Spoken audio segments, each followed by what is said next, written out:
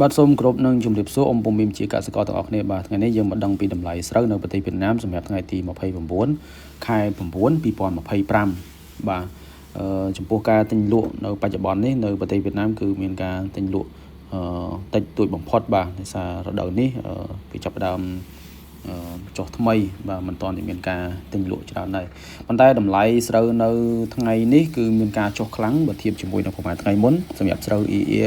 504គឺមានតម្លៃពី4700ដងទៅ4900ដងដែលប្រហែលស្មើនឹង7711ទៅ742រៀលក្នុង1គីឡូក្រាមបាទសម្រាប់ស្រូវស្រស់ពុកម៉ែបងប្អូនបាទហើយចំពោះស្រូវ OM 5451គឺមានតម្លៃ5300ដងទៅ5400ដងដែលប្រហែលស្មើនឹង802ទៅ817រៀលក្នុង1គីឡូក្រាមបាទសម្រាប់ស្រូវ OM នេះយើងមើលឃើញថាបើធៀបជាមួយនឹងពីម្សិលមិញគឺថ្ងៃនេះមានការធ្លាក់ចុះទៀតបាទធ្លាក់ចុះខ្លាំងមែនទែនបាទហើយ